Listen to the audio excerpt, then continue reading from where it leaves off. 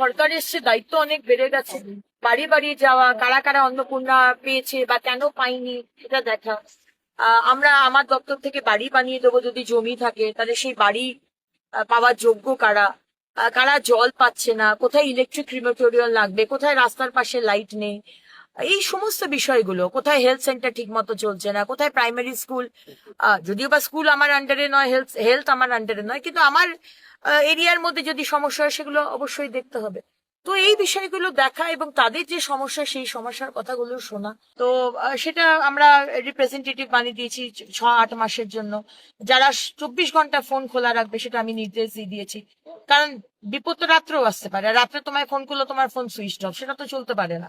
সুতরাং কোঅর্ডিনেশন যাতে সব রকম ভাবে ঠিক থাকে এবং সাধারণ মানুষ পৌঁছতে পারে। কার্যকর্তা তো আমাদের 3 জন রিপ্রেজেন্টেটিভ যাকে বানিয়েছে তাকে চেনে, কিন্তু সাধারণ মানুষকে বাড়ি বাড়ি গিয়ে ওই নাম্বারগুলো দিয়ে আসতে হবে যে এইটা হসপিটালের জন্য এরা আছে, থানার জন্য হীরাপুর থানার জন্য এটা, আসানসোল সাউথ থানার জন্য এইটা, ইএসআই হাসপাতালের জন্য এইটা, আমাদের বানপুর হাসপাতাল, এইভাবে একটা নাম্বার জেরক্স করে আমি বলেছি প্রত্যেকটা বাড়ি বাড়িতে গিয়ে দিয়ে আসছে, যাতে কোনো মানুষের অসুবিধা না হয়, কিছু কিছু কর্মীর জন্য তোলাবাজি না হয়। এটাও আমি রেখেছি যে তোলাবাজির বিষয়ে যেরকম আমাদের খুব স্ট্রিক্টলি বলা হয়েছে, আমাদের মাননীয় মুখ্যমন্ত্রী, আমাদের রাজ্য সভাপতি এবং আমাদের শীর্ষ নেতৃত্ব পরিষ্কার করে বলে দিয়েছেন যে তোলাবাজি যদি কেউ করে তাকে কিন্তু দল থেকেও বহিষ্কার করা হবে। তাই আমি ওদের সতর্ক করে দিলাম দিদিভাই হিসেবে যে এগুলো করিস না, কারণ যদি বাই চান্স খবর পৌঁছয় আর সেটা যদি ইনভেস্টিগেশন করে দেখা যায় যে সত্যি, আমি কিন্তু তোদের বাঁচাতে পারবো না।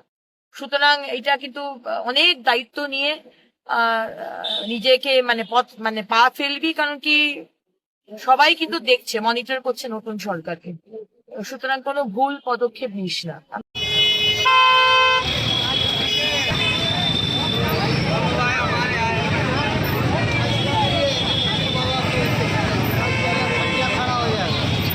आज बेबी सरकार बोल के एक महिला है जो कुंवरपुर की लेडीज लोग को जेंट्स और सबको चमका रही है, क्योंकि वो बोलती है हम दीदी के पास, अग्निमित्रा दीदी के पास नौकरी करते हैं, वो कुछ भी होता है तुरंत वहाँ से कॉल कर देती है,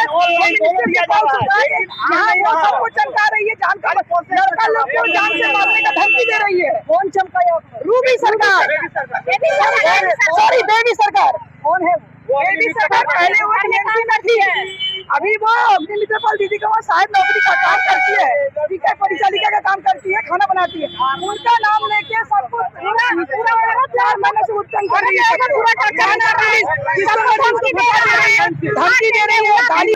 हमको लगता है दीदी का कोई गलती नहीं है, दीदी का बस ये बात पता भी नहीं होगा, वो दीदी का नाम लेके अपना पावर दिखा रही है। अगर टीएमसी करता था, टीएमसी लेके भी ऐसे करता था। अच्छा, जिसके टीएमसी में जब भी तभी उससे तोलाबाजी भी करती थी, लोग को डराती थी, पूरा कुंवरपुर को चमका के रखना चाह रही है, चमका रही है। आप लोग जिनका नाम पे आरोप दे रहे हैं, मतलब आरोप जिनका नाम पे, उनका नाम क्या है? उनका नाम है बेबी सरकार।